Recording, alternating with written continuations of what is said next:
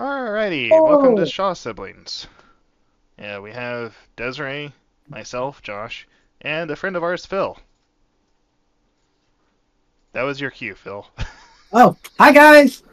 I'm Phil. Alright, so happy D&December. Christmas was yesterday for us, and I had the idea of totally not impromptu at all, because I talked to you guys about this a month ago, and then again a couple weeks ago, and then again this past week, about doing this as a fun little interview type thing for Dungeons and Dragons and other RPGs. So, Please, there is no other RPG. There is only Dungeons and Dragons. Ah, I know a lot of people who would definitely disagree with you on that. and I am definitely one of them. As am I. Yep. All right, Um, can y'all hear me any better? I just plugged in my mic. you are good. I'm clear. Okay. I All right. didn't know if it actually went through. Yep. All right. So, we're gonna start with a list of questions because lists are still a thing, apparently. And also, if you guys want to elaborate on any of these, feel free to chase after the bunnies that are on trails. All right. I don't Question. usually get that allowance. I Well, mean, Elmer Fudd. Did we that's get to whistle ride with the Valkyries while we do so? Alright, question number one. How long have you been a DM/GM? Starting with you, Phil. All right. So let's see. I started my first campaign as a DM, and that would have been winter of 2020. So at this point, 4 years ago. Mm-hmm. I feel old. You're fine. um, so I actually started DMing whenever I bought my first house, as I remember it being in my first house. And so that would probably have been either 2014 or 2015. I had my first D&D session as a DM. I'd been playing for a little bit, but I decided to try it with my first group, and I got hazed, and then I paused for a while and picked it up again. Uh, what was that? 2020, 2019 is whenever 2019? that's whenever I started playing, and you were my first, like you were my DM for that campaign. Yeah, so that would have been 2019, would have been whenever I picked it up again. So I had dropped it. I had stopped DMing for about 4 or 5 years, and then picked it up semi full time again um in 2019. Which that's not a question on here, but I will have us follow up with that as DM horror stories. Yeah, Yeah. sorry. But Okay. yeah, so mine was around the same time as yours, Phil. Um, Mhm. Desiree had been DMing for me for about a year, and I remember, Des, you were needing a bit of a break from it for a little bit, Yep. and I had just gotten a module in from a Kickstarter campaign from, oh, I think it was the 3D printing DM. Um, and I was asked to test out a part of the module for the Kickstarter, and so I did, and it was you and a friend of ours named Steven that were my first player characters. And that was also back before I really knew what the rules were. I was making up half the stuff as I went. We did a one shot with the session module, and from there, brought Liz in as another player character, and let you guys have fun with the. Wait, hold on. Yeah, actually, that was right after that module was the Kobold Cavern, which was a funhouse dungeon. Then I had you guys remake characters for the new campaign. All of that was in 2019, or 2020. Yeah, because I remember starting to set it up for that in 2019, late in 2019, and then all of 2020 is whenever I was running that. So I think we finished that in November or something like that. All right. So, related to DMing, what was the first system that you ran a game in? Would you like to go first? My first was D&D 3.5 or Pathfinder. I actually don't remember because we were playing both, but I do know the module was what the module was. Let me see if I can. Actually, I might have it downloaded still from way back when. But it was either Pathfinder or 3.5. And let me. I'm actually wanting to look it up because I want to tell you correctly which one it was. But it's the town that Casson was in. It looks like Casson is Pathfinder, so Pathfinder was my very first one. Okay. Yes. How about you, Phil? So I started in D&D 5th edition. So, That is yeah. also the first one I game mastered in, followed very shortly by Pokemon Pen and Paper. That was a fun campaign. Yes, it was. Such a silly system, but it worked. Don't need anything too much. Yeah, exactly. Another related question: what was the first game system you played in? 3.5. I was So I was originally going to have a Pathfinder run. Had it all set up, and then the DM backed out. I guess GM backed out right before we were going to do our first session. So that after that fell through, it just a couple of years later when I had my first session in 5e. So Yeah, my we were playing 3.5 Pathfinder. We're pretty close, but it turned out 3.5. I'm sorry I interrupted. Oh, you're good. Yeah, the first one I played in was actually Pathfinder. Funny story about that one. Is I this was the at Upstart one? so what? Is this your Upstart game Yeah, session? yeah. So this was at Upward Bound, Oh, Math and that's Science, and the funny part of it was I thought it was a hiking group I can see that. because it's like it just said Pathfinder, go Yep. on adventures. That was the description. That would be a fun hiking group description. I love that. You know, I it was love something that. like that, and I remember like, okay, well, I need to go hiking every once in a while. I get in there, and we're in a classroom, and there's a guy in there. He kind of looks like the type of guy who would go hiking, but you know, What's that supposed to mean, Josh? there are certain people who look fitter than other people, and this guy looked decently fit, or he was a nerd who couldn't afford food. One of the two. And being that he was Wow. in college, it's a hit or miss either way. It could have been either one. Yeah. Well, he explains that Pathfinder is a role-playing game, and you guys get to play as characters. So come up with a character concept, and we're going to quickly make characters this session. We only have 1 hour to work with, and the next session we'll actually get to play a little bit. Oh, and you only have pieces of paper. I don't have any character sheets. Here's what the races look like. And I remember this one guy in the back. I think he was the quarterback for a football team. Wanted to be an orc, and he wanted to be like have all this cool stuff. He also had absolutely no idea what he was talking about half the time.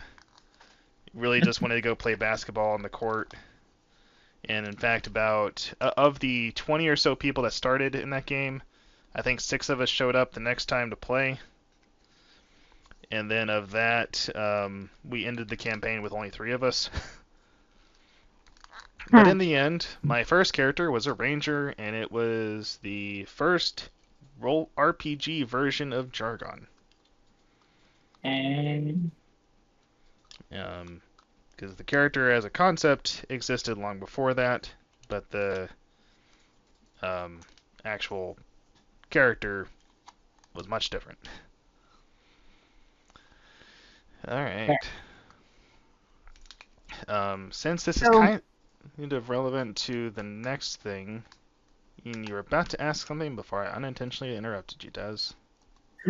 well, I actually just went and looked in my archives because I was trying to find something else. I started DMing November of 2015 because I just found the module in my download or in my saved files, and it was from November of 2015. Nice. And it was Crypt of the Everflame, a level 1 Pathfinder module. And that my that entire campaign was kind of a little bit of a horror story. But first character on mine was actually the guy who introduced me to the group I played with. He was a roommate of my friend and became kind of a friend and was like, "Hey, you want to try D&D?" And me and my friend who was his roommate, he had a little introduction to D&D session and I played a ranger in that.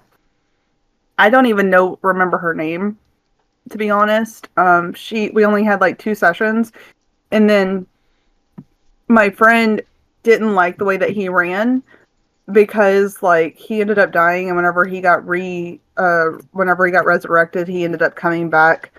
Like there was a chance that the magic wouldn't work correctly if you didn't like buy the certain one. And so he came back as a different gender and species. And so the DM had decided that, oh, well, it's going to take you time to learn how to walk the way that like basically he went from a guy to a girl, and it's like, oh, well, girls' center of gravity is different, and now that you're a different species, so you're going to have to learn how to walk correctly, and so you're going to be out of commission for 2 weeks. And he's like, dude, that sucks. I ain't playing with you no more. And I was like, well, I had fun. I kind of want to do this again. And so he let me borrow the book Confessions of a Part-Time Sorceress. I learned what D&D was, came back and started playing. But yeah, my first one was also a ranger. What was yours, Phil? So the first one I built for was I guess the first character was going to be a knowledge-based monk, because in Pathfinder it has that. There's similar to the Wayward. In D&D, the Critical Role campaign has. Matt Mercer has that. Kobold Soul. Thank you. Yeah, the Way of the Kobold Soul Monk. Pathfinder has one very similar for Ioun. And it's so that was going to be my first character, and I spent so much time looking through like, all right, how to make this perfect from a loreable standpoint, and just like the Pathfinder lore. It was going to be interesting because it was also set up to be an evil campaign. So like, now how the hell do I become? Does this fault? This nobody monk of the Cobalt, of Ioun, end up in the more or less in the armies of a devil lord, which is the whole thing, and there's a lot of ridiculous nonsense. Still wish we could have played that campaign now. At least started it. But the first one I actually ended up playing was it was the Minds of Phandelver starter kit for D&D 5e. One of my coworkers was at Purdue, like said, "Hey, I want to play D&D." And like there were a few others of us in the lab as well that were like, "Hell yeah!" So I created a Druid Dwarf, Lalvin Mead Maker. Lalvin is the name of the yeast used in mead.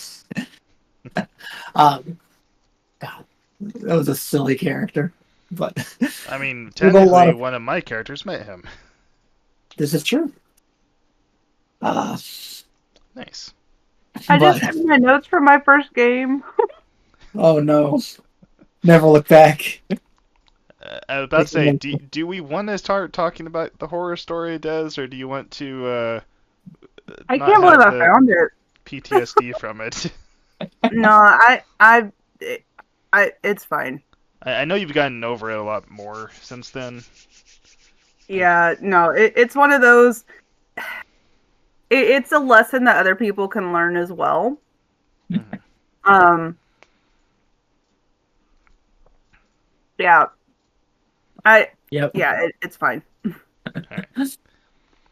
Well, with that said, we've kind of already answered this one, but I'm going to ask it anyways. What was the first edition of D&D you played? Well, 5e. 5e. 3.5, and then it was Pathfinder shortly after. Yeah. I could jokingly say the first one I played was 3.75, which is Pathfinder. But, yeah. Alright, so a little bit less of a straightforward question. How do you prepare for a session? I'll take that one first if you don't. Yeah, go ahead. So Considering your campaign is next week. it is. So my campaign, so it started out of just straight out of the book for Waterdeep Dragon Heist. Dragon Heist. Thank you. I was like looking on my shelf and it's like, wait, that's Dungeon of the Mad Mage. Yep. No, the Waterdeep That's in Dragon the future Heist. sometime, maybe. We'll see. Um, so because it started as one of the campaign modules, it was relatively straightforward. It just started from the book. But as we finished Dragon Heist, though, I started before we finished, I was preparing just like a fully custom side adventure that was based out of Luigi's Mansion, the old Nintendo GameCube video game, Mm-hmm. the original, and it ended up being a ton of fun. Oh yeah, that was a funhouse dungeon, and I liked it.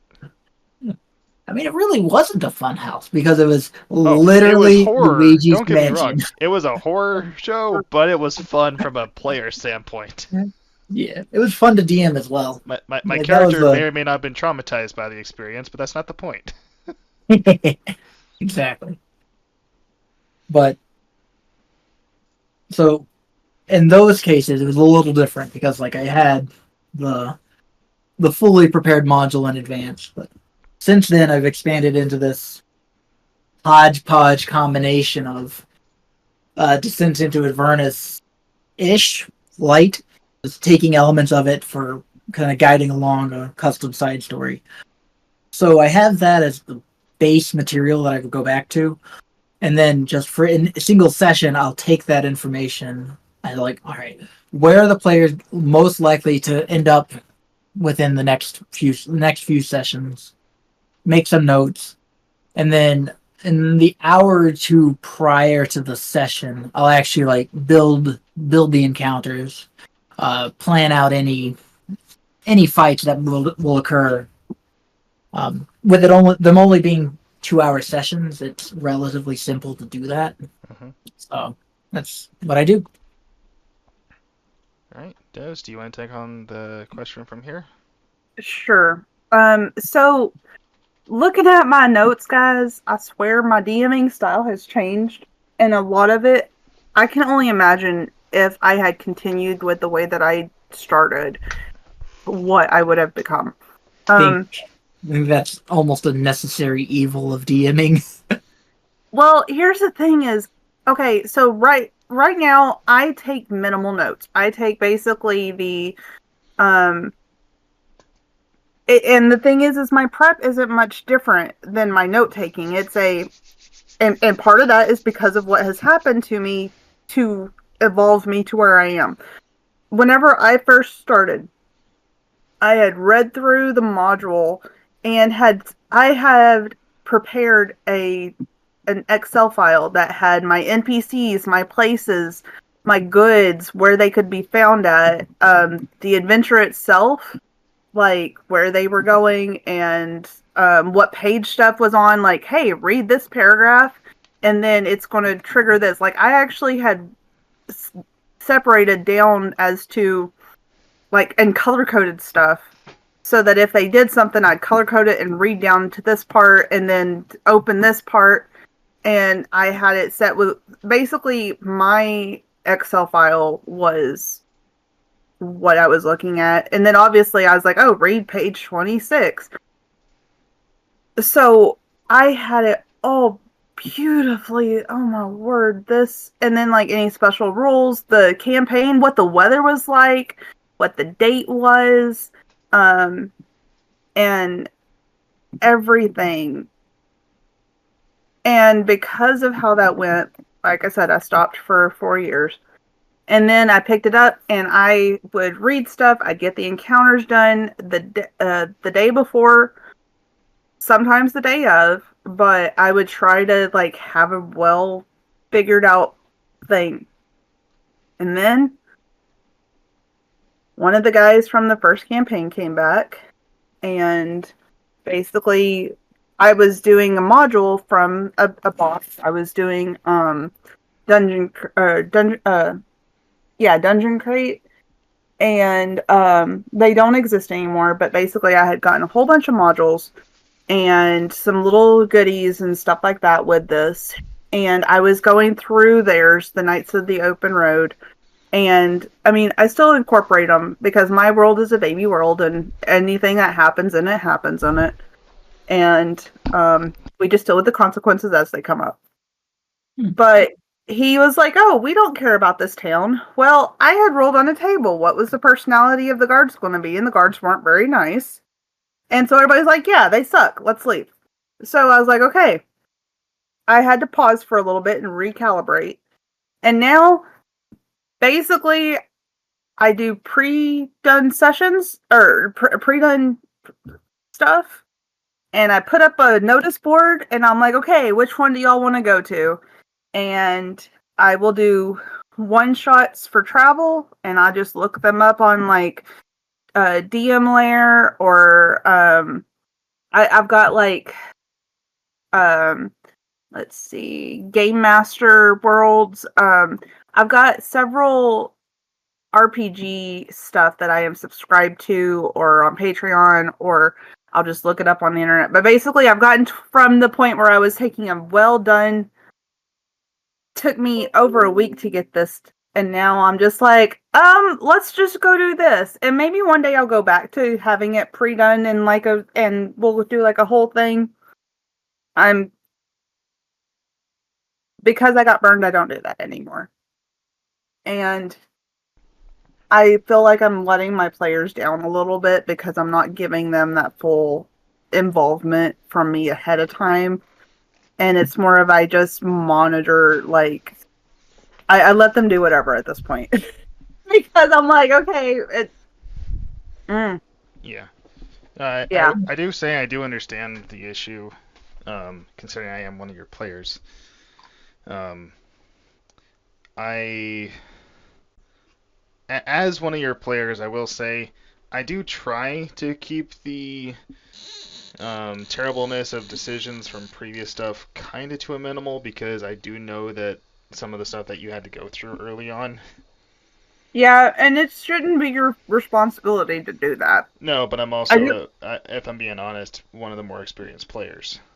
That is very true. We do have a couple of new players, and they're still figuring out their style. Yeah. Fair. And it's also one of those where player interest plays a lot into that, because I know for two of us, we're more roleplay heavy, and then for two of them, they're very fight heavy. Yeah, combat is what they prefer, you know. Yep. And it's one of those, you got to know your players to know what they want to integrate it. Yep. Yep. And that's kind of what I experience when I'm prepping for my games. And I do say games plural, because I am the one I actively prep the most for is the Dark Souls RPG, which is based off of 5e, but some differences.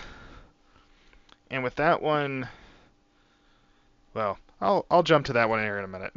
But the thing I was going to mention specifically was players. About half the party just wants to fight stuff. The other half wants to engage into a story and fight stuff. So that one's a little easier to deal with because everyone wants to fight stuff. But that's also what they expect because it's Dark Souls. Yeah, that's fair.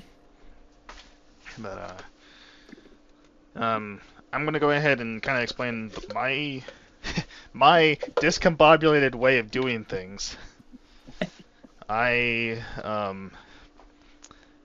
prep in the sense of I know where I want the story to go. So, for instance, Pokemon Pen and Paper, about 90% of my stuff was impromptu on the spot, with the other 10% being, here's what you guys have to do, let's do this, and here are some encounters I built in preparation for that. So it's actually more like an 80-20 as opposed to a 90-10. But like NPCs, half the time I was making up the names as we were going. Oh, I definitely do that. I mean, I had an NPC named Bone and Batu Yeah. because it's a side character B1 and side character B2. Yep. Mm-hmm. Yep. I look at the closest thing next to me. If I don't have a sheet already figured out or a roll table easy just there, I'll look over and I'm like, Fantasia, because I just saw a fan, or I mean, to be fair, Phil, you do the same thing. I mean, I even do that for players. It's like, Yes. I don't know what to name a character. It's like, oh, I have a Nikon on my desk. Nikon it is. Yep. That's how I find characters' names that I don't have and I've got I bought a table thing, I did a Kickstarter, I believe, for a roll and play, and basically it's a bunch of random tables that you can just roll on, and I've gotten descriptions for towns and all that stuff in it, and they've got a few names, but it's like sometimes you forget to open up your book, and it's like, oh, what's the bandit's name? Ben! The Bandit! To be fair, Des. I love that. To be fair, Ben kinda did... We did talk him down, so he's good. I know, but it's one of those... I had no idea what his name was until you asked, and then I was like, Bandit. Ben the Bandit. Yep. I mean, honestly, yeah, that's... Coming up with names on the spot is way harder than it has any right to be. Valid. Yeah, I mean, that's the thing, is for me at least, it is better than some of my ways of making names, which is randomly positioning my mouth in such a way that it makes a sound and then go from there. Yep. What voiced fricative shall I use this time? Jargon, Jargonet?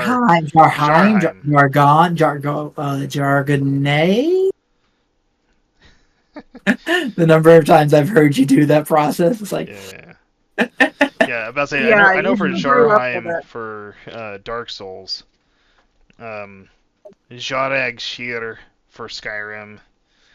Because I will be honest, originally for a few of them I was just going to use Jargon, and then I realized I need to back off a little bit on Jargon as a name, because he is an established character in my world. I don't want to muddle that with all these other versions of him. So that's when I started making up the other names. And I remember seeing Pro Jared do that for some of his games. And so I thought that was absolutely hilarious. Fair enough. And ran with it. But yeah, one of the things that I do, like I said, with the names, I kind of made up almost all of them with the Pokemon RPG, with the exception of actual named characters from the games. But then for the Dark Souls RPG, I used names that are either similar enough to other Dark Souls characters, such as the party just found a guy named Auric, which is a bit of a play on Orbeck from Dark Souls 3. What? I had no idea. Yeah, exactly. And it's one of those where, for me at least, I'm just using some of those pre-existing names, using them as a template, and then jumping from there. With my home D&D game, it gets hit or miss. Sometimes I just make something up on the spot. Other times I'm referencing something. Like, for instance, the ship master Sid, who flies the airship for you guys every once in a while, Yeah. is a reference to Final Fantasy. Okay. Oh yeah. He's a guy who really likes airships in a couple of the games. So And sometimes you just need that little, like, cognitive offloading. well, cameo. Yeah. Like, it's like a cameo for the DM, so even if the players don't get it, it's one of those funds just for you. It That's also actually, helps I for like me putting because it in gives him an cameos. accent. It allows me to instantly know what accent to give him, because that's the accent I associate with that character in that game. I just instantly No, know. that does make it consistent. I'm not very good at keeping consistency with mine. Oh, I'm still terrible at it, but because I've had him go from Welsh to Scottish to Irish to a little bit of German here and there. Well, they say they're all European. Yeah, that's Yeah. fair. I've had some go from like Japanese, Chinese to Irish. Okay, that's fair. I've had a couple that went from European to Australian to they usually, if they flip flop, it's going to be one of those two. Yeah. But I think I've had a couple of Asian ones that went between each other a bit too.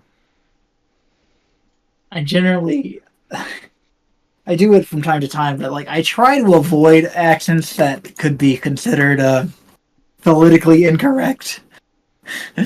But sometimes it's just like you need to, like It's just variety. yeah, it's like I'm not we're not professional voice actors. We it's nice to you have the ones you can do, and sometimes you just need someone that's I don't know. You just want Easier. something a little bit different. Yeah. Mm-hmm. Yeah. And especially if you're not like see, to me, with an accent, if you're not trying to stereotype or be political with it, if you're not trying to be mean with it, it's a lot of that's about intent and your audience. Like if it's just you guys in your game, if one of your players should trust you enough to be able to say, okay, that accent made me uncomfortable, please don't do that again. Or if you have an audience like on Twitch or something, then yeah, that might be something to keep in mind. But a lot of the accents and stuff is just intent and for fun. Like, we're just a bunch of nerds who like playing pretend. And that's something that I feel like some people lose, is we're just here to have fun. And we're not here to punish each other. Very true. Yeah. And that's the other big thing. I will say, as a DM who runs Dark Souls, there are a few times where I am trying to... I'm not punishing my players, but I am definitely trying to kill them. Hey, there's a difference in playing the game and it being a rough, brutal game Yeah. versus like taking adversarial. out. Yeah, exactly. It's like being mean for the sake of being mean. Yeah. Like that. There's a difference. And that is definitely something that even in Dark Souls, I always tend towards my players. If there's some ruling that's okay, this rule is hampering fun, I'm gonna bypass that rule and just let you guys have fun with it. If it makes sense to do that. In some cases, like, okay, we need to put a limit on this. You can't go jumping onto a dragon flying 5,000 feet in the air. But that's not the point. Yeah. Rules fair. are there to keep the fun, like, the rules are there to protect the fun. Exactly. It's not, like, that's what they're supposed to be. They're supposed to be, it's where you have rules to know what your boundaries are so that you can live within those boundaries. Like, Mhm. so you don't hurt yourself and don't hurt others. Yep. But the thing is, yeah, some of the rules are pretty stupid, and that's why we end up with homebrew, because we prefer those. But as somebody who lets way more homebrew than they should, I've had to be like, okay, you just broke my world. Let's back up a little bit. Yep. Yeah. And so it's like you have to be able to have that conversation with your players. But the main thing is, like you said, having fun. Even if that means bending the rules a little bit. Mhm. But you got to remember, the rules are there for a reason, and sometimes they're what keep your world together. Yep. Very true. Oh yes. But yeah. I will say, having started running like the Dark Souls RPG, because I ran that right after Pokemon. I definitely had changed styles since running that. With Pokemon, it was I have a general idea of where the game is going, and I make up half the stuff on the spot. With Dark Souls, I plan stuff sometimes years in advance. With that does come some difficulties, like we are actually going to be cutting the campaign shorter than what was originally intended. And as such, I'm cutting like a good chunk of what I had as optional stuff and just kind of streamlining the decision-making process in some cases. But Yeah. it is one of those where I have stuff prepared and ready to go, as opposed to making so much up as I go. I think it shows a little bit. Like I feel like the game runs a bit more smoothly. I'd have to ask a player. Oh hey, I just happen to have one on here, Phil. Mhm. You know. Yeah. No, I mean, it definitely shows the just having. It's the same way with like having a book. It's like having some framework to work within definitely helps. It's just like knowing what you want to do in a campaign. Mm-hmm. That's the way I can really say it. Like, because yeah, sure, you could want to do every possible thing under the sun, but I mean, as the wise man once said, "Vanity, vanity, all is vanity. There's nothing new underneath the sun." Indeed. So that does actually kind of focus into the next question. How much time do you guys spend preparing for a session? Less than I should. so I feel like that's sort of a goes two ways, right? Because like Yep. we said, we all kind of use a bit of both pre-setup prep and and then also like day of session prep. Mm-hmm. So like the day of stuff, like I probably only spend maybe 30 minutes to an hour on. But on the flip side, like for the prep work for the long story campaign portion, like I've prepared that years in advance. Yeah. So total amount of time, some innumerable number of hours. Yeah. Do you want to elaborate a bit more on yours, Des? Well, basically, at this point, I read the module and decide how much of it I want to incorporate. And I don't honestly currently have an overarching story that I'm telling. I'm not doing like the story I'm telling is basically this is a baby world. And these are some of the adventuring parties and these are their stories. I'm not following any of the like big books. Mine are literally like 3 pages and then they kind of tie each other together. But even then, like I said, whenever somebody's like, "Oh yeah, that doesn't sound fun," I'm like, "Okay, I pull a whole bunch of one shots or two shots together to make what their story is for their adventure. So I don't have like an overarching story. I say that, however, I do have some components that are staying with and that I will be working toward a larger stories that I've kind of been off and on for a few years playing with. But then it's like I've got to get the setup, and then I want the people who are integrated to appreciate the overarching story. And so it's like I don't have like a full, hey, here's what my destination is. I kind of know what I want to play with, but I'm not to the point of actually making it into a storyline yet.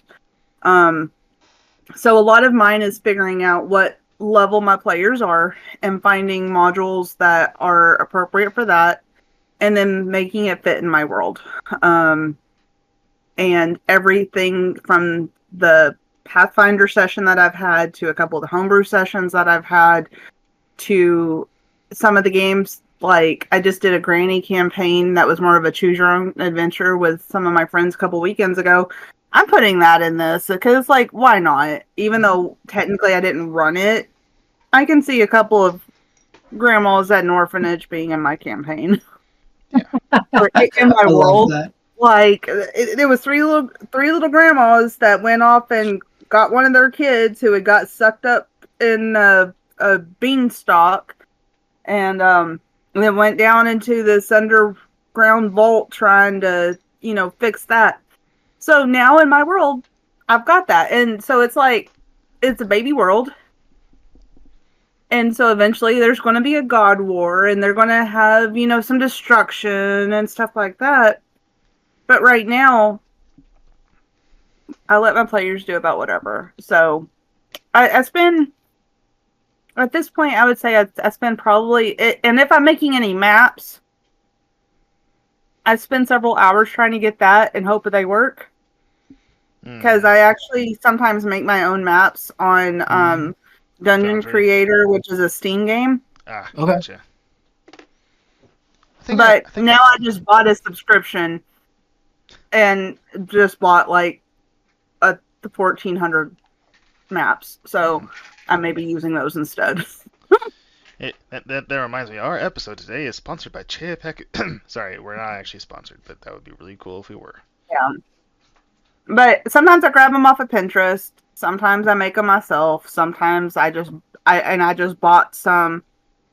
So map wise, I'm trying to find modules that fit the maps because I don't have the books that have, like, I've never ran. Well, I say that technically Crypt of the Everflame was a mini book, and I've got a couple of mini books here, but it's not one of those big thick books. Not any of the official, like, that have stuff. I think under that, I think, Phil, you're the only one who's really run anything official for D&D 5e. Oh, fair enough. Yeah. Because, like, I plan on it. Once Dark Souls wraps up, I do plan on running a mini-series for Curse of Strahd. Yeah. Which I've tried to stay away from spoilers, but I ended up with some spoilers on that. That's alright, because the nice thing about Curse of Strahd, it is one of those few games where it is, even if you know what it's supposed to happen, even with that knowledge going into it, it will be different. Mm-hmm. I looked up a little bit on how that worked. Every play session, it has a random generation at the very beginning. Not play session. Every campaign has a random generation at the beginning of the game that dictates where certain things are going to be. Yeah, And I did know that part. It is one of those things where you can know the story of what happened, and it will still be different. Partially because nobody runs it the same.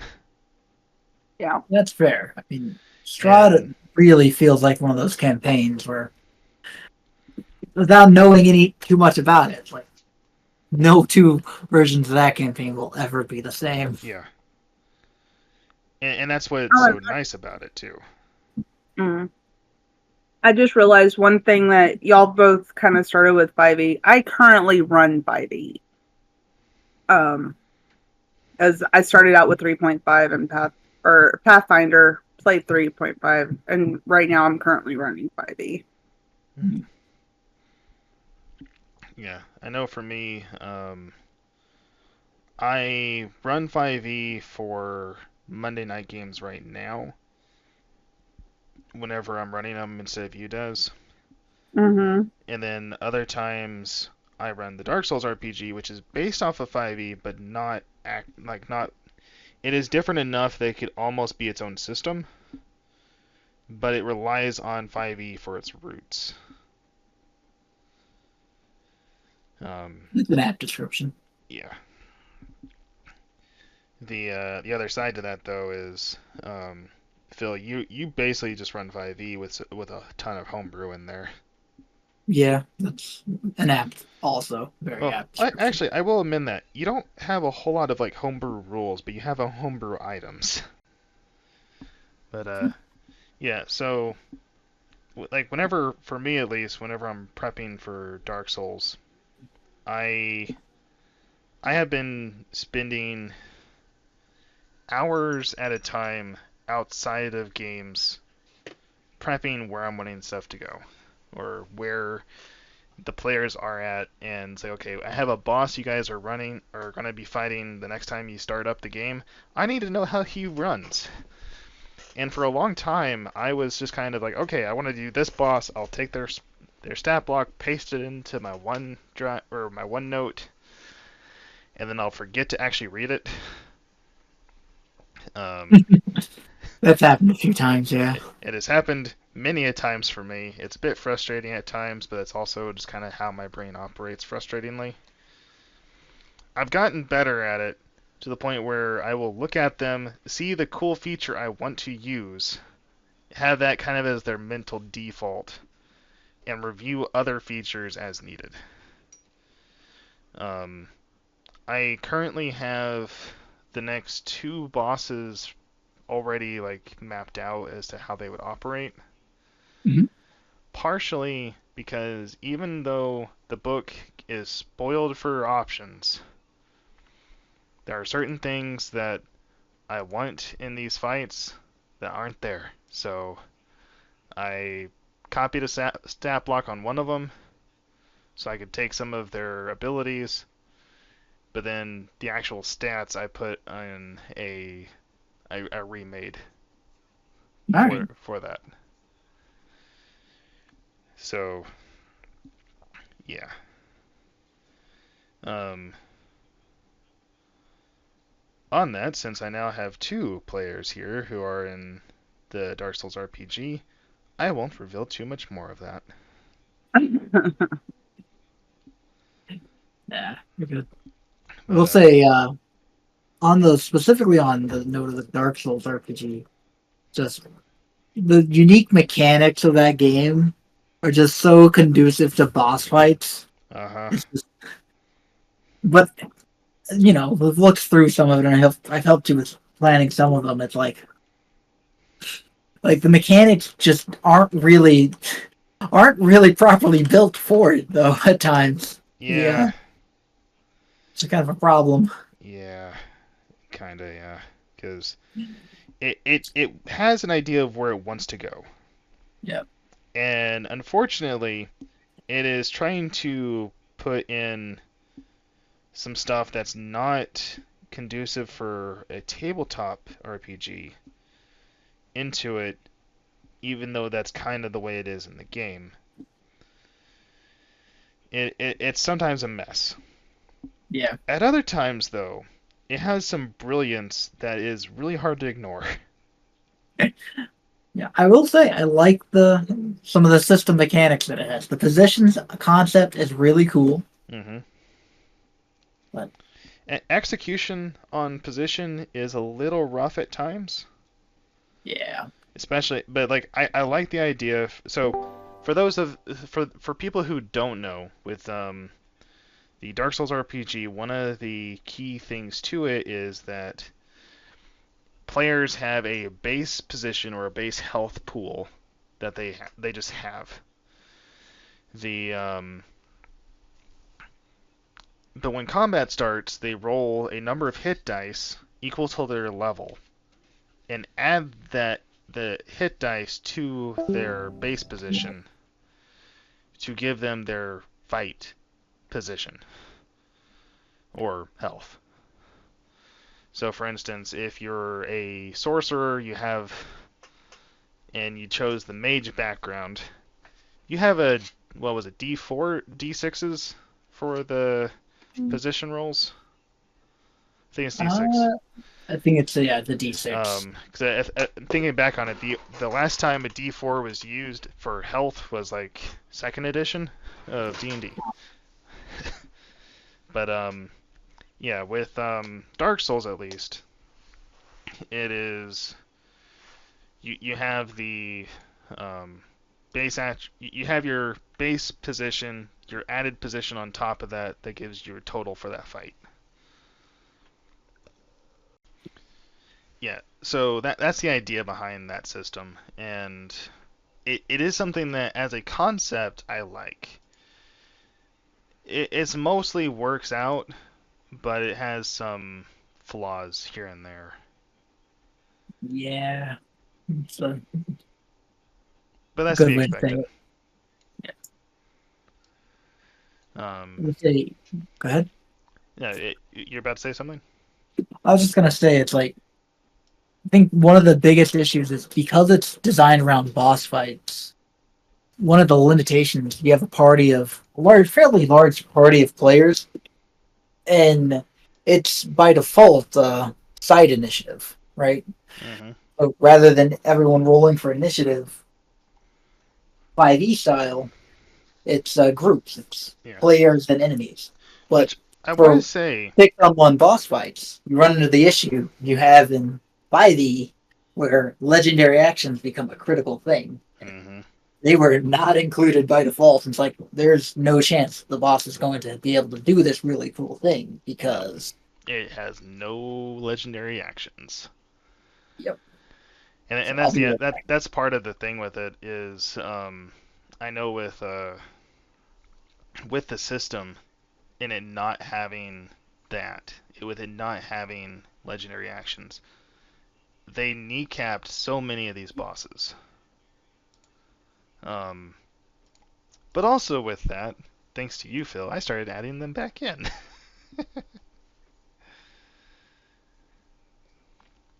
Which thank you for that, because that definitely helped out a lot with stuff.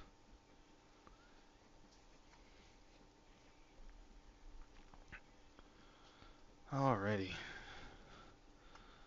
Um, with that said,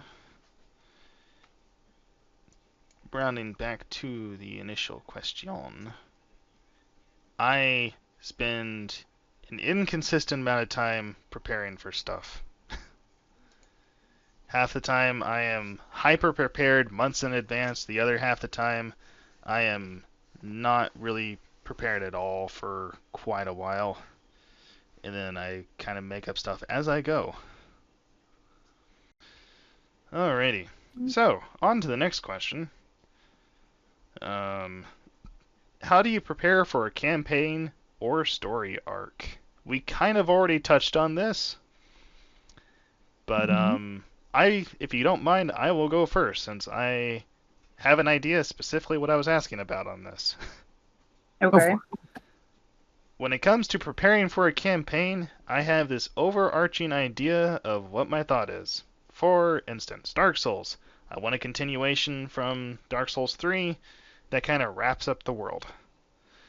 Pokemon. I wanted to tell a story that was in the Pokemon world, and I wanted to have some contrast of extreme groups on both sides of the fence and the fact that they aren't always different.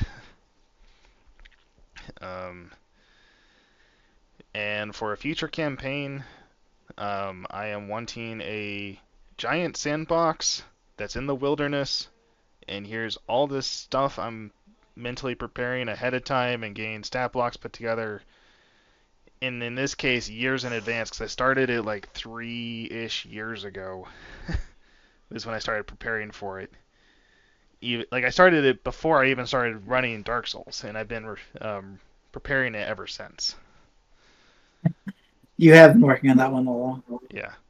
But at the same time, that one is the one that's changed a lot because I went from running to run it strictly by the book to, hey, I want to run this, make it my own thing. I'm redoing the entire map. And then to learn that 5th edition is releasing that specific module that I'm taking as their new starter set coming up this next year. Ooh. Yeah, so for anyone who is not aware, for the 2024 rules update for Dungeons & Dragons 5th edition, also known by me right now as 5.24, although in the future I might just refer to it as 5.5. But the new starter set is supposed to be in Keep on the Borderlands, or as I have called it for my own campaign, the Keep on the Wilderlands.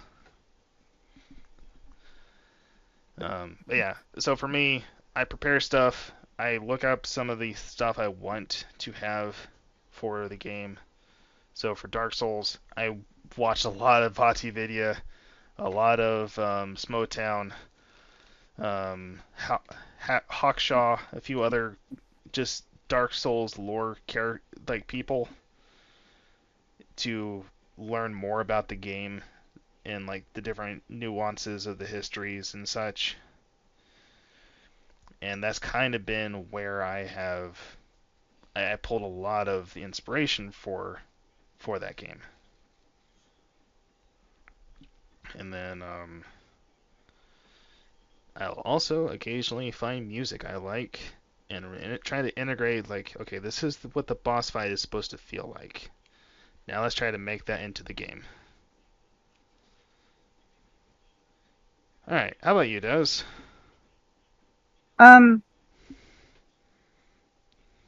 Honestly, right now, I'm just wanting to figure out where my world's going, and I find it out not long before my players do, and sometimes after my players do.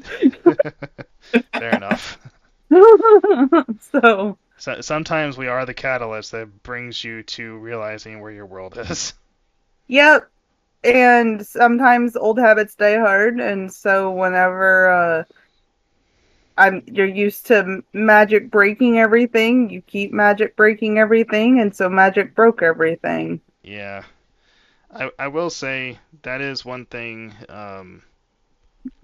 in my world. I don't let the players get anywhere close to the magical stuff that would obliterate my planet. Yeah. So, for reference for others, basically, my world has a bunch of ley lines where magic is heavier, and it's what keeps magic in the world. And some items are more magically attuned than others. So, for example, amethyst is a very magically attuned mineral. And so, whenever a wizard finds an amethyst mine that is on 2 ley lines, he builds a tower on it. And then he gets trapped in a amethyst crystal via another wizard, which that part wasn't found out to everybody that played. But anyway, he had a wand that he was fighting said other wizard with that was not encased in the amethyst. And because he was on a ley line on top of a crystal cave with an amethyst dragon in it, whenever the players decided to break said wand, wild magic escaped and exploded. So now there is a nick in the ley line. There's also a crater where the tower used to be. Oh, yes, it is a crater, but the fact that the ley line got nicked and other things from other worlds got to come in, and now those are being explored. Mm-hmm. And it did make it to where, because of the nick, there's now a portal to other worlds on my world, and so I can now integrate with other worlds such as Joshua's world and that gave me a reason to incorporate it. But it's one of those, the wild magic at a magic item being broken is something I carried from my previous group. Mm-hmm. And I was kind of wondering where that came from, because yep, that was from my previous group. Anytime a magic I item wasn't would sure. get broken. Yeah, I knew it was from the previous group. I was kind of wondering like if that was like an official rule in previous editions. No, it was It was just like a homebrew thing that they kept. It was a homebrew thing I didn't realize was a homebrew thing that I ended up keeping. Basically, Gotcha. because one of the guys didn't like magic, and he made it hard on his magic players to do things, and so he had made it so that if one of their magic items broke in a way that was not intentional for its use, then wild magic would happen, and you'd have to suffer the consequences of said wild magic. Gotcha. So it was a DM trying to punish his players for using magic, and I didn't realize that's what it was. All of that exactly. I thought it was part of a previous edition because he had been playing since the first edition, and like they got started when it came out, and that's what they did. Instead of going out and doing things on weekends, they would play D&D. And nerd had to. Yeah. Well, it's one of those. Fair. So I appreciated the information that they had, and I was like, well, that's an interesting mechanic, and just kind of went with it. And so yeah, that's why we have a giant crater and a nick in the ley line, and the magic is still it's still a baby world with high magic, but it's one of those, Well, we now have a source for wild magic sorcerers in your world. Yeah, exactly. It's like, and I was able to make it work for other things, but yeah. Yeah, I will say, I remember hearing once. I think it was actually from Matt Mercer.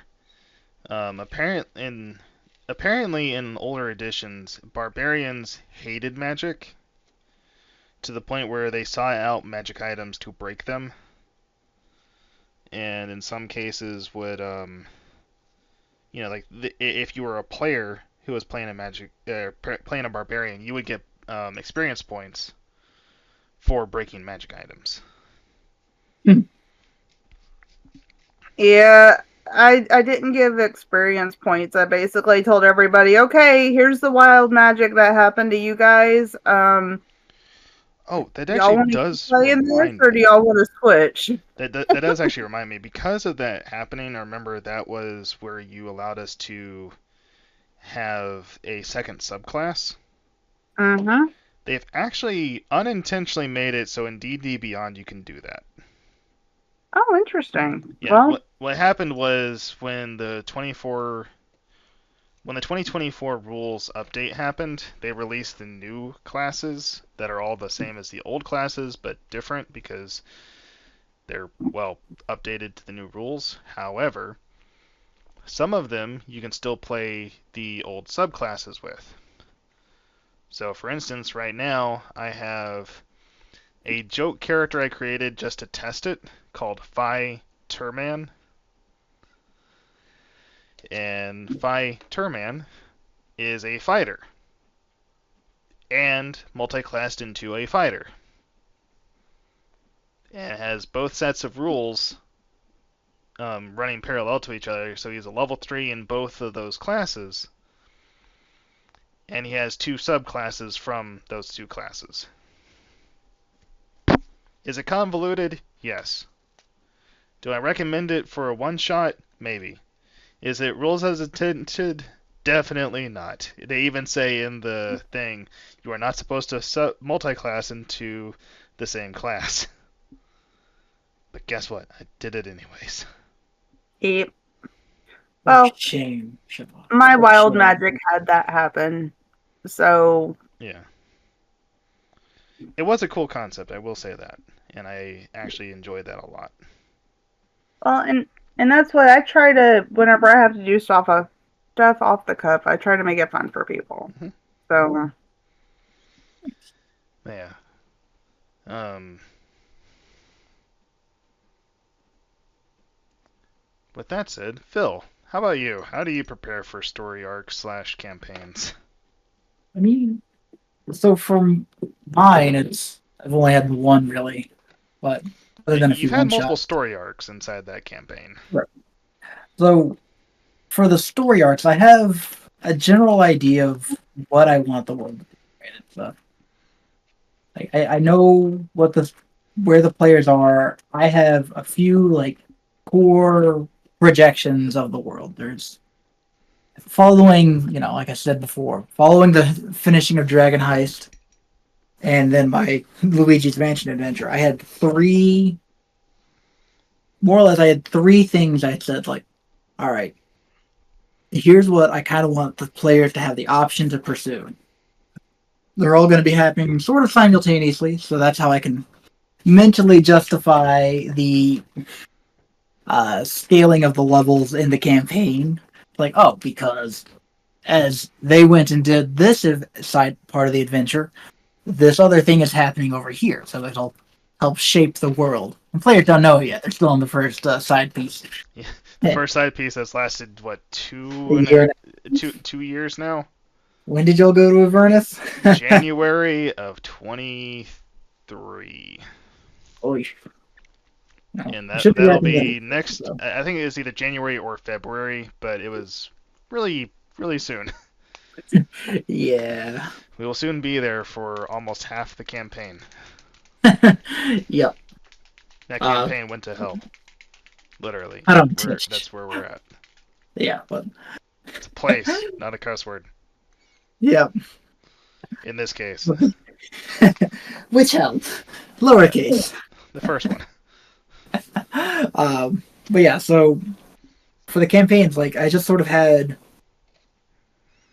more or less it's like things I kind of wanted to have in the campaigns. Like I want this sort of campaign arc. How do I make this work with the campaign? It's like with the players that they're currently running. Like, all right, this makes sense. And this is how I can sort of adjust it and make it work for the levels that they'll be when they approach it. Um, so I sort of had that going in the background.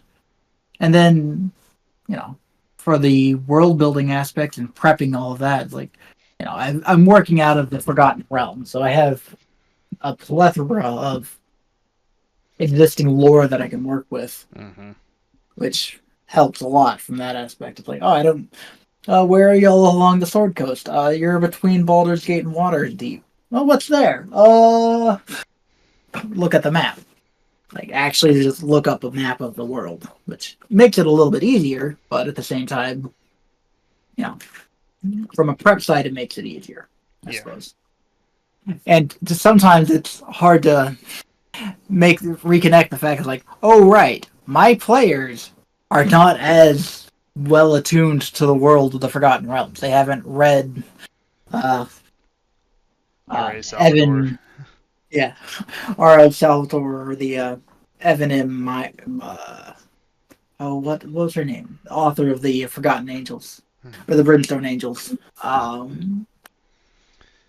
will say, as one of your players, I have been looking up more stuff from Ed Greenwood. Like he actually has a YouTube channel now, Mm-hmm. and I watch his stuff almost as soon as he puts it out.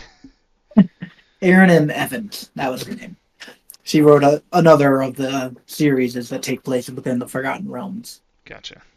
I specifically read hers because hers involved the Nine Hells and the politics of it. It's like it was enough for me to realize, like, I don't want to deal with the actual politics of the Nine Hells, so the players will not be running into that.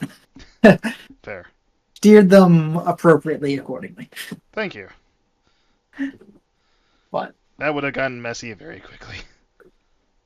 Y'all would have died. I know my players, and I know the Nine Hells, and it's just like, this is just asking for a TPK that doesn't need to happen. But yeah, so that's really it. It's like I start with like I had these three, well, I guess at this point 5 arcs in my head, and then It's like more or less let the players choose which one, and I've fleshed out the one that they are actively pursuing the most. At this point, it's all but done. Mhm. Any day now, you'll leave hell. I Been the I will longest, been the longest 2 weeks of your lives. I will be honest. As a player, I'm a little ready. Like I'm ready to move on to the next stuff because I want to progress my character. Right. As my character, she is how do I put this? She is definitely like Also ready to leave. ready to leave. Yeah. You know, she's been through a lot there. I can say without like saying this as a curse word, she has been to hell and back there. Yeah. But Terrible pun aside. Yeah. yeah. And to that end, it's just the prep for the other session, the other sections. It's been one of them. One of them is based out of Dungeon of the Mad Mage, so that's I can use that as source material. And then the last one is less of it's without saying too much. It's less of a long running area and just like one relatively highly detailed localized area that the players can interact with. Hmm. Um, I haven't fleshed that out as much as I'd like to at this point, but Let's say I think I know given which that area I it's had two supposed to years to be. plan it out. Yeah. Let's say I think I So know which area it's supposed to be, yeah, and I will say I am looking forward to seeing it. I And am if you need too. help with it, let me know. No, I can't. I legitimately cannot ask you for any help with this one, Josh, for fear of spoilers. That's fair. Like, and it would be a pretty big spoiler for you, so I'm not going to do it. Okay, well, that works. Yeah. Then in that case, we'll move on to the next question. How's that sound? Perfect. Alright, so the next question has been answered long ago. Do you run modules or do you homebrew most things? Valid. Mostly modules, sometimes, but sometimes I homebrew modules. How's that? That works. Perfect. And Like, Phil, you're pretty much modules at the moment with a bit of homebrew in there. Yeah. Like a couple of like side story homebrew things, but primarily just the modules. Um, so for me, I sort of ran a module once, and I've been homebrew ever since. You ran a module? Yeah, it was that test session Oh that I yeah. mentioned earlier. Yeah, I ran that one time, and it was hey, how do I like run this? And there was like 10 pages, and mind you, if I had the full context of everything going on, so if I read everything that was supposed to be going on, I would have understood it better. But for what I read, I only kind of needed a short summary of it. And looking back, that's how I should have run it. But that's also my first time ever DMing, so I'm not really holding that against me. Nah, you're fair. But yeah, I ran one module, and then I ran homebrew ever since. Um, yeah, so that was the list of the questions. Are there any questions you guys want to ask? Will lunch be provided? I will probably have to mail that to you, Phil. So, given the fact that the post office is still closed, it'll probably be next year before I can even send you the sandwich. Uh, Seems like it's And not worth it. Might be a it little. the other Might be thing kind is of still it, friendly. it's got to go through. From here, it leaves and it goes to Memphis, so it might it be never held up leaves there. It might just be Memphis. held up there for eternity. I'm sorry. The sandwich probably won't make it. Ah, God. Memphis is very good about losing things. Oh, the American If Postal if Service. there is one thing I can say that Memphis post office is good at, it's losing stuff. Yep. Fair enough. Yeah, like uh, Joshua's textbooks. yeah. But if you don't mind, I would kind of like to tell the horror story just Yeah, so that let's people go ahead have, and tell. That's actually a good idea. Let's do horror story time. yeah. Your turn, So Des. it was my first time DMing. I had been playing since 2008, 2009 type of thing, and I was like, basically the group is like, hey, um, we want, basically your turn. And I'm like, all right, cool. So I had my module and I read that thing, and one of the guys had gave me the module to read and basically was like, hey, start everybody out at level 1. This will be an easy thing for you to learn how to do it. So the session, it was a coming of age ceremony, right? Everybody's supposed to be teenagers, level 1, like not really have much going on, right? Right. So I started off with 3 players, and 2 of them made their kids, and this other one was like, hey, I'm going to have this adult. And I'm like, no, it's a coming of age ceremony. You're not going to be allowed to participate in a coming of age ceremony because the whole point is to the townsfolk kids to go over to this crypt, get the Everflame, and bring it back. And then whenever they return, woo, y'all are now adults. That's the gist. I'm sorry for spoilers. This is a very old module. You're good. Like, okay, so I told the guy now, you got to make a Mhm. kid. And he's like, well, I can come in and help with something. I'm like, they're not going to let you do it. And I was too new of a DM, and he was like, "Oh, well, you can help. You can incorporate me like this or like this." Well, you're not a very good DM if you can't just incorporate how you want or how the player wants it. No, I'm not. I'm a new DM.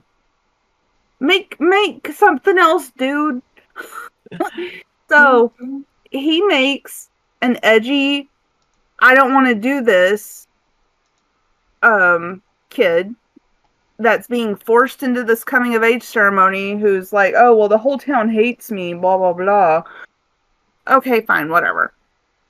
So then a couple of the other guys, so basically that first session was getting everybody to actually play the characters that I had told them.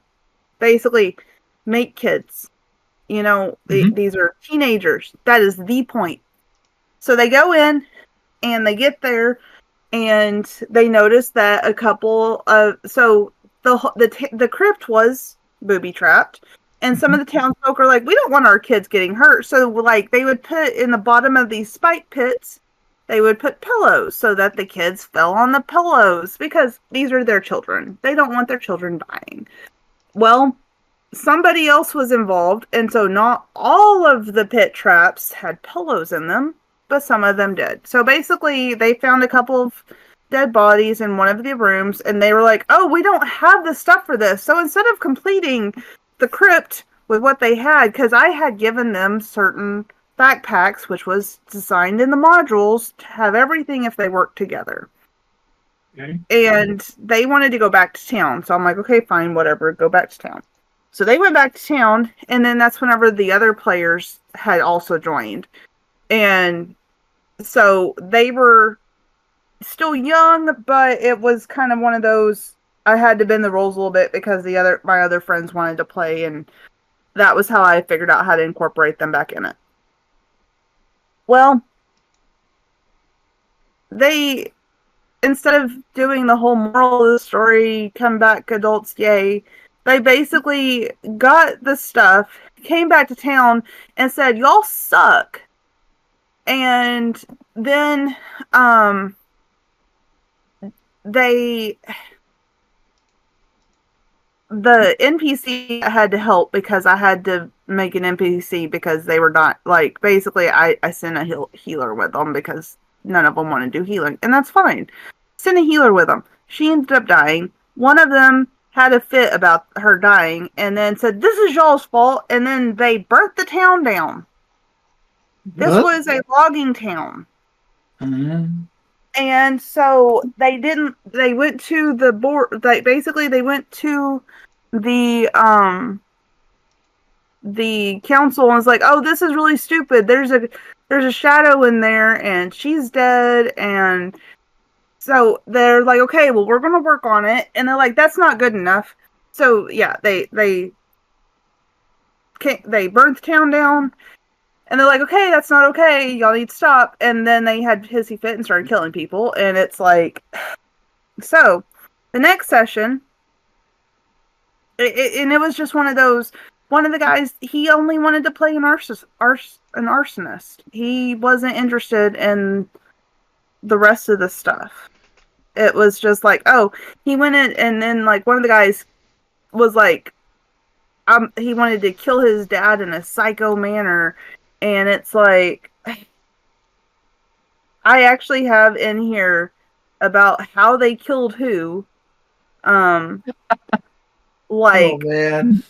yeah, it was, oh, it was chaos. And reading this, it reminds me how, like, I legitimately have the notes in here on what happened. Like, so if any of those guys decide to say that didn't happen, I've got the notes. That is like, oh, they I've never discovered the done blade, that. they brought it to the body, they chopped down a tree and burned the heart, or he tried to burn down the tree, he attacked them, and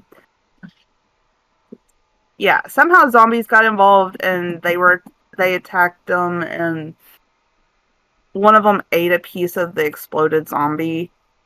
Like, At that point, you make them roll a con save. DC 27. yeah, It's a level 1.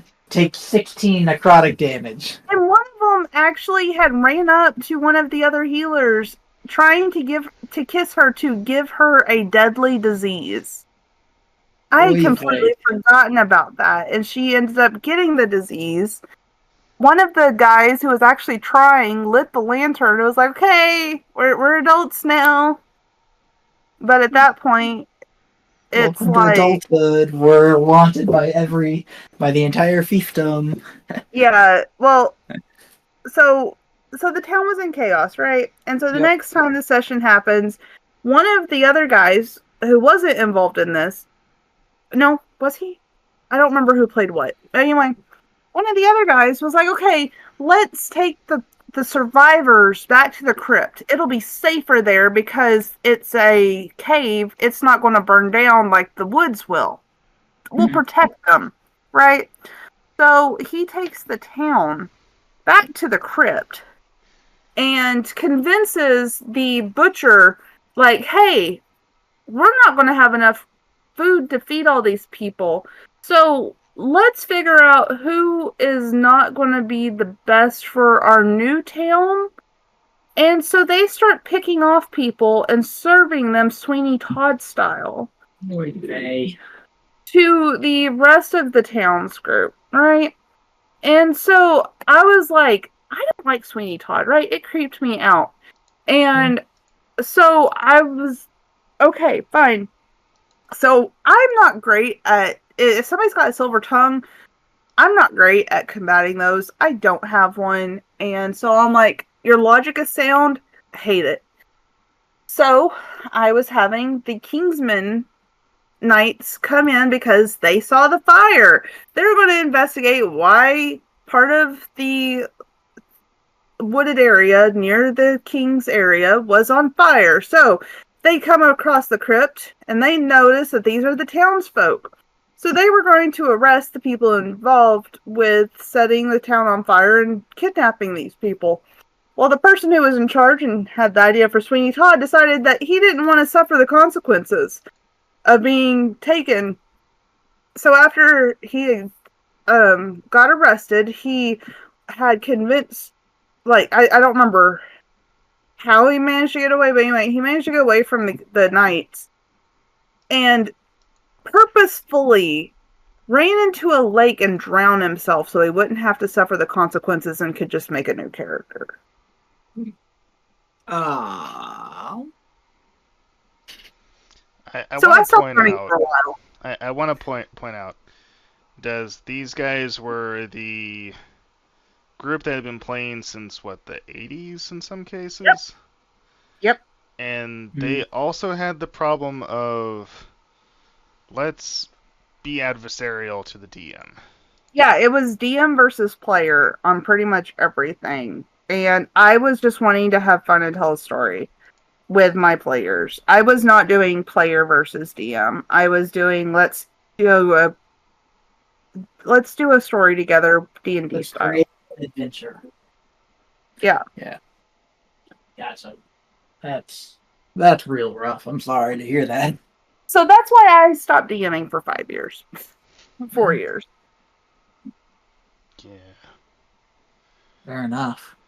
And that's also why I sometimes and the thing is that group also, I apparently picked up some gaming habits that I am just now getting over because there's sometimes I'll play because I've got a couple groups I play with, and one of them I'll be like, oh well, what about this? And they're like, what are you talking about, Des? And I'm like, I thought that was just how D&D went. And they're like, no, you're safe with us. It's okay. Yeah. I will say, does, and I remember telling you this over 5 years ago now. It's going on 6. I am like, whenever we first were starting to pick it up again, and or you were picking it up again, I was jumping in for the first time. You were kind of a bit anxious about it. And I remember telling you, Des, I'm not the other guys. Yeah. I'm not gonna burn your town down, not intentionally at least. Well, I have PTSD from D&D. Yes, yes, you did. Fair. It's not an exaggeration. It's a legit. I legitimately still have issues with it sometimes because of what they did, and it's one of those. So for people listening out there, don't. If I were to say something with it, don't give up. If you have a group that just makes it really hard on you, leave and find another group that will appreciate you for who you are because there's a ton of different play styles. If you like the adversarial DM versus player, I guarantee you're going to find it.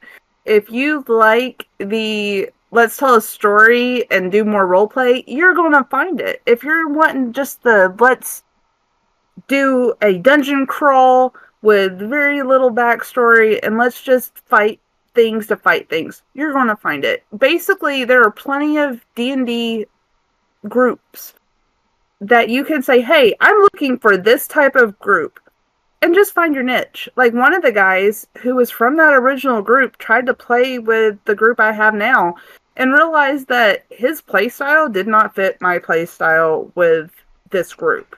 Mm-hmm. And whenever he left, it was fine. We are still, we're good terms, but he realized that the play styles were too different. So don't give up. If you have a group now that you don't mesh with, it is better for your sanity to leave and find one that you do because there are groups out there for what you want. And for the person who had a really rough DM experience, take a break. Find yourself and find your voice again. I'm still finding my voice, and it's been 5 years of me. I dropped it for 5 years, I picked it up for 5 years, and I'm still finding my voice. And looking back at the notes I took whenever I first started DMing, I'll tell you, if I would be doing that now, I can only imagine the stories that I'd be giving my players. And so my goal for 2025 is to get back to how I had potential to be. Because I feel like right now I'm a I I want to tell the stories with my players, but I don't put in as much energy as I should, and I need to give my players the energy they deserve. So if you're having a really hard time with your players, pause. Don't don't give up. Don't hate. Don't hurt yourself forcing yourself to do something. Really And good it's advice. okay to tell your players no. Yes. Yeah. If they insist, I was gonna say my favorite one is like if someone insists on trying to do something in the game, it's like, all right, make a check and just mentally set the DC to infinity. Like Baldur's Gate 3 did that very thing. Hmm. Mm-hmm. No spoilers about why or when, but Yeah. yeah. I know for me at least, my first my first games, and Des, you were a part of this.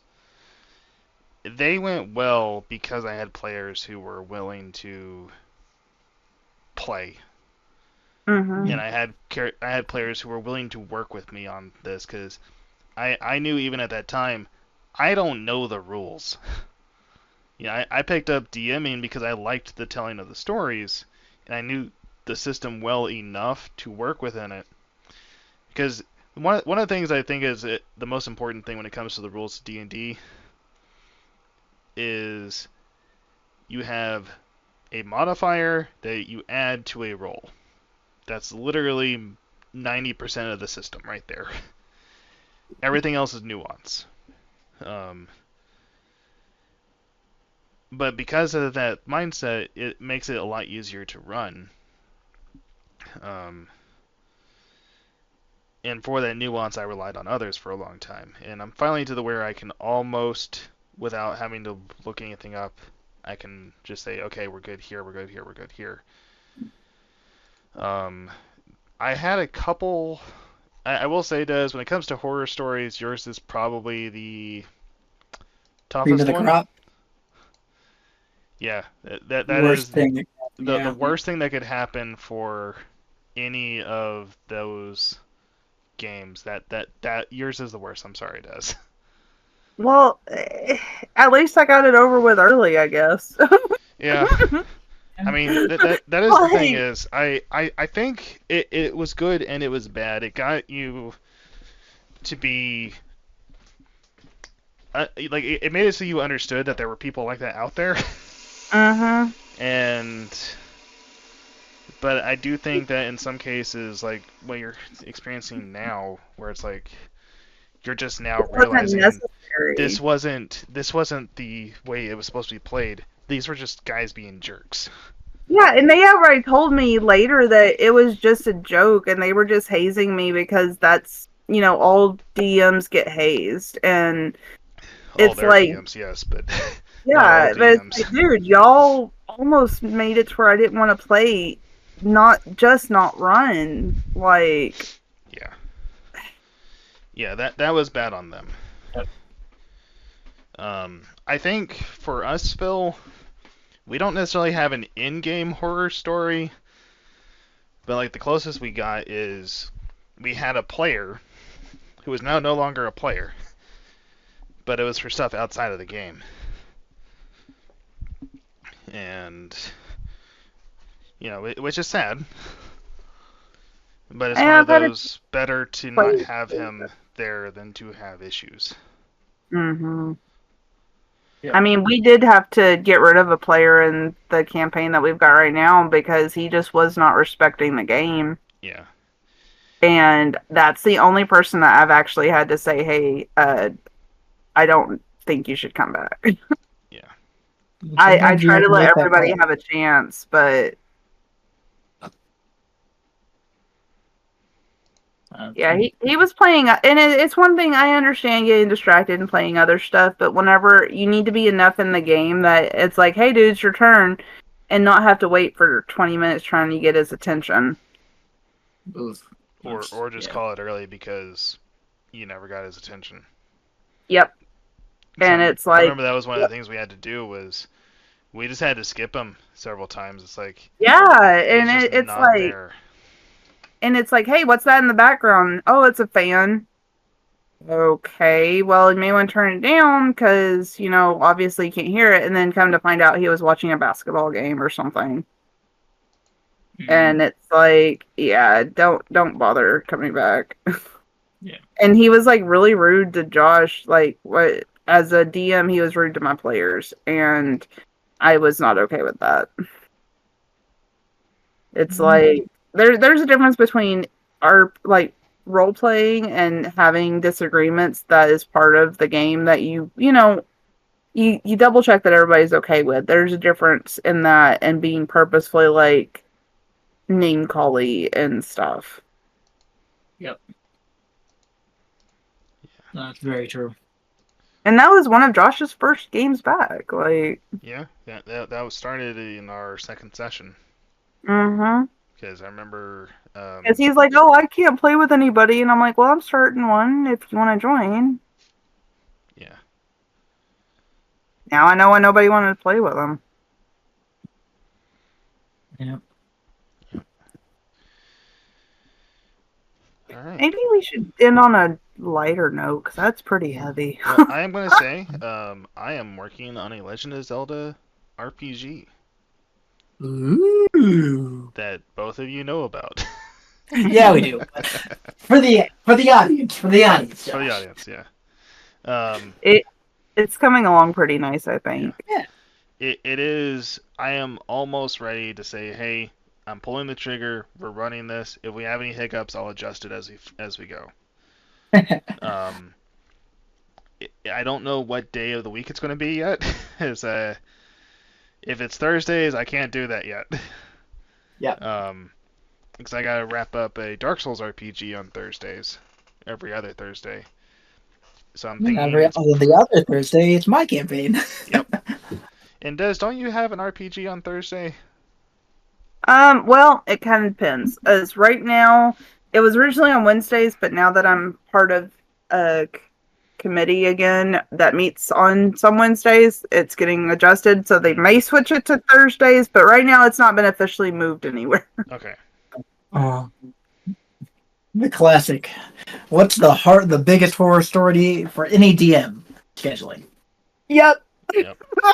Truly, the big bad evil guy of every D&D campaign, scheduling. Yep. Honestly. Yep. 100%. But yeah, I will say, as a other light stuff, a thank you to both of you for being both players and DMs in my games. I appreciate both of you for putting up with my shenanigans and for shenanigizing my own games. Nah. Always a Yeah. great time, Josh. Mm-hmm. I try to give enough chaos without doing to others what's been done to me. Yeah. Like that is one thing I have learned, how to be enough chaotic to keep things interesting for the DM without being overly chaotic to run it. Yeah. Because that's the other thing, is DMs need to have fun too. Mm-hmm. And that's why I like putting little cameos like here recently in one of our games. We had basically it was a dream episode, and I put in characters from a campaign I did with some friends a couple of years, like 5 years ago, as like running in the background, and I was like, oh yeah, y'all see a paladin and a girl with a feather in her hair. They had no idea who it was, but I did, and so that was my little like, hey. I've done the same thing with just some of my old characters. They just showed up in hell. It's like, oh yeah, they definitely definitely. They both were run different versions of the Mines of Phandelver, and yet somehow they both ended up in hell. Interesting. Mm-hmm. Which I will say, I am certainly going to take a form of Lashana in future games of mine. As you should. Because I like that character a lot. Exactly. That's part of the fun, right? As the DM, you can make those little cameos, and maybe they know, maybe not. That's the fun. Yep. Well, thanks again, and happy D&December. Happy D&December. Yep. Happy D&December.